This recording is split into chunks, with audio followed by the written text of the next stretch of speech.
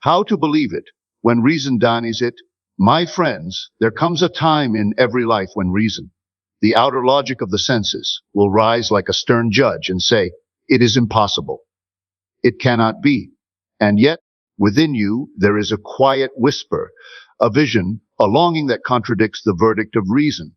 How, then, do you believe when reason denies? You believe by refusing to bow before the idol of appearances. Reason deals only with the evidence of the outer world, what can be seen, touched, measured.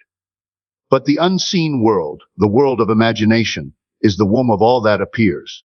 That which is real to the senses today was once only a dream in the mind of another. To refuse the evidence of appearances is to understand that what you see with your physical eyes is not the final authority. The senses tell you of lack, of limitation, of impossibility, but these are only the shadows cast by yesterday's beliefs. The world of appearances is nothing more than a mirror reflecting your inner state, and if you accept the reflection as truth, you become bound by it. To live by appearances is to remain chained to the past, for appearances are not creative, they are reactive. They merely echo what has already been impressed upon consciousness. When you refuse appearances, you are not denying that they exist, but you are denying their power to dictate your future. You acknowledge them as passing conditions, no more permanent than the clouds that drift across the sky. You look at what is before you and declare inwardly, this is not the truth of my being, for truth lies not in the evidence of the outer world, but in the unseen reality you dare to claim within yourself. The refusal is an inner act of defiance. It is the boldness to say, though reason argues, though circumstance protests, though everything visible contradicts, I will not accept this as final. You learn to discipline the mind, to turn away from the noise of facts and figures, and to rest your attention on the unseen.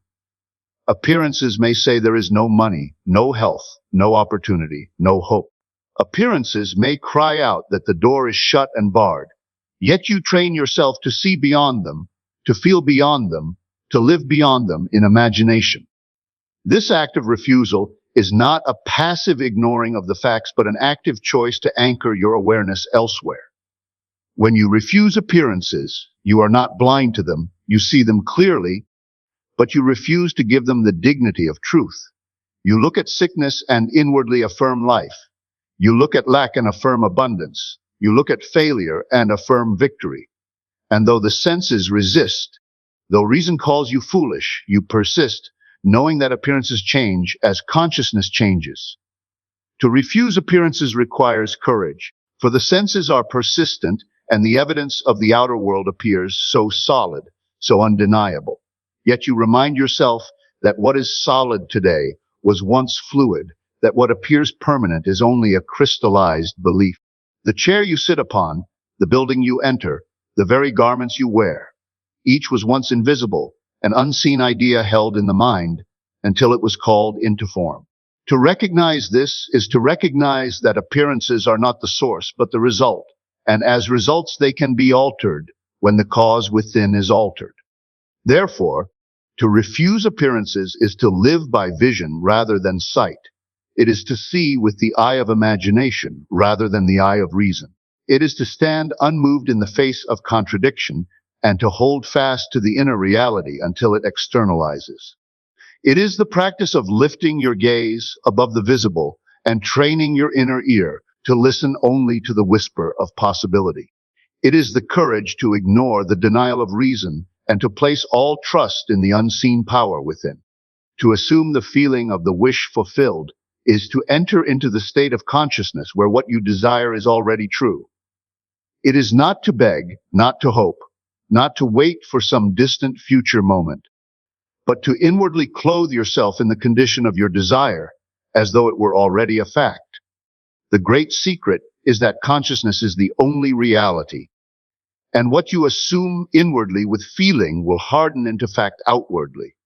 When you assume, you do not merely think about what you want, you live in it, breathe in it, and let its atmosphere surround you until you can no longer distinguish between what is imagined and what is real. The assumption must be felt, for it is not enough to recite words or affirmations without emotion. Feeling is the substance that gives life to the unseen. To assume the wish fulfilled is to step into the inner conviction that it is done. You imagine yourself in the end, not on the way to it. If you desire wealth, you do not see yourself striving to gain it. You feel yourself already in possession of it. If you desire health, you do not see yourself recovering. You feel yourself already whole. You create in consciousness the state you long for, and by persistently dwelling in that state, you summon it into visibility. The senses may contradict you. They may insist that nothing has changed, that you are still lacking, still desiring, still waiting. But assumption is the refusal to listen to the testimony of the senses. It is the choice to listen only to the voice of imagination, which declares the end accomplished. Each time you assume, you are rewriting the script of your life. Each time you enter the feeling of the wish fulfilled, you are aligning yourself with a new reality. And though the outer world may take time to rearrange, the change is already accomplished within. Assumption is not straining, it is not forcing. It is a gentle yielding, a quiet acceptance. You relax into the state of already having, as one slips into a garment. You do not fight for it, you simply wear it. To assume is to carry yourself in thought and feeling as though it were impossible to fail. The moment you feel yourself there, you are there in truth, for consciousness creates reality, and your assumption plants the seed that must in due season bear fruit. It is a discipline of attention. The mind wants to wander back to appearances, back to doubt, back to reasons, objections. But when you assume, you deliberately bring your attention again and again to the state of fulfillment. You rehearse it in imagination until it becomes natural, until the feeling of wish fulfilled is more familiar than the feeling of lack. This persistence creates the inner conviction that moves mountains. To assume the feeling of the wish fulfilled is to rise above the waiting posture and step into the creative posture. It is the realization that what you dare to inwardly embody must outwardly express. It is the understanding that imagination is not idle fantasy, but the very fabric of reality, shaping and molding the world in its own image. It is the boldness to claim what reason denies, and to rest in the quiet confidence that what is assumed with feeling is already accomplished in the unseen. To persist until the invisible becomes visible is the true measure of faith. It is easy to believe for a moment, to assume for a night, to feel a spark of conviction in the silence of meditation. But persistence is the power that transforms fleeting imagination into living reality. Persistence is the steady refusal to abandon the inner vision regardless of delay, regardless of contradiction, regardless of the pressure of appearances. It is the art of holding firmly to what is unseen until it takes on flesh and becomes the world you walk in. When you persist, you are not testing fate, you are proving the law. You understand that everything in the outer world follows the inner pattern, and though time may be required for the unseen seed to unfold, the harvest is certain. To abandon your assumption midway is to uproot the seed before it can bear fruit. To persist is to water it daily with attention, to nourish it with feeling, and to guard it against the weeds of doubt and fear. The moment you allow yourself to be shaken by appearances, you have turned away from the cause and surrendered to the effect. Persistence is quiet, steady, and often hidden. It does not always roar with confidence. Sometimes it is no more than the gentle refusal to give in. It is the act of returning again and again to the feeling of the wish fulfilled, even when the senses declare it false. It is the determination to live inwardly in your chosen state until it becomes so real to you that the outer world has no choice but to echo it. To persist is to understand that delay is not denial. The longer the outer world resists, the more firmly you anchor yourself in the inner conviction that what you have assumed must be. There will be moments when reason grows loud, when friends and circumstances try to pull you back to the evidence of lack. Yet persistence requires that you remain unmoved.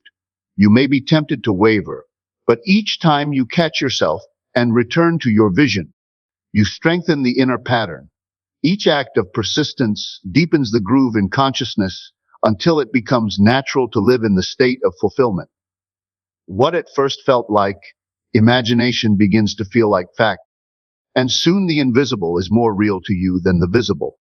Persistence is not striving, it is not desperate repetition, it is quiet faithfulness. You do not force the flower to bloom, you simply keep the soil fertile, the seed protected, and the light constant. Likewise, you keep your attention fixed, your feeling alive, your assumption unshaken. The world may scoff, time may delay, appearances may contradict, but persistence knows that the invisible is already formed, waiting only to be revealed. To persist until the invisible becomes visible is to walk with a calm confidence that the inner world governs the outer, and that every unseen reality, once assumed, is compelled to show itself. To let reason eventually bow to your faith is to recognize that the intellect, with all its calculations and evidence, is not the master but the servant of imagination. Reason insists on proofs, on facts, on what has been measured and seen, and it will always resist what cannot be explained by its methods. Yet faith, when steadfastly held, compels reason to adjust itself to new realities. The mind that once mocked your assumption will, in time, rearrange itself and declare what it once denied as obvious. Faith does not destroy reason, it transcends it, leading it to new conclusions that could not have been reached without daring to believe first. Reason operates in the realm of the known, but faith reaches into the unseen. Faith accepts as true that which has not yet appeared, and by its persistence, it reshapes the field of reason itself. At first, reason objects and argues, pointing to appearances and impossibilities. It says, there is no way, no means, no path by which this can come to pass. But faith holds to the unseen reality, silently insisting, it is done. In time, the outer world shifts, circumstances change, paths open, and what once seemed irrational is now logical. Then reason bows, not in defeat, but in recognition that its vision was too narrow. To live in faith is to endure the scorn of reason in the early stages. It is to be thought unrealistic, naive, even foolish, because you dare to hold a conviction without evidence. Yet history is filled with those who believed when reason scoffed, who saw worlds before they appeared, who held inventions, discoveries, and transformations in their minds before they could ever be explained. Reason caught up later, but faith walked ahead. In every life, there is this same dynamic. Faith takes the first step into the unseen, and reason follows after, rearranging itself around the new manifestation. The act of letting reason bow to faith is not an act of violence, but of patience. You do not fight reason, nor do you try to silence it. You allow it to say what it will, but you do not give it authority over your vision. You stand in faith as one who knows a higher law is at work, a law that reason cannot yet grasp. Then, when the manifestation appears, reason itself becomes the witness to your faith. It will offer explanations, trace causes, and even claim to have understood all along. But you will know that it was faith that led and reason that followed. To let reason bow is to trust the unseen long enough for the seen to be compelled into alignment. It is to understand that what seems irrational to the outer mind is perfectly rational to the deeper self, which knows that imagination creates reality. By holding to your vision and refusing to surrender to doubt, you compel the world of facts to change until reason itself is forced to admit that faith had the greater wisdom. Faith precedes understanding, and reason must eventually give way to what has been brought forth by the unseen conviction of the heart.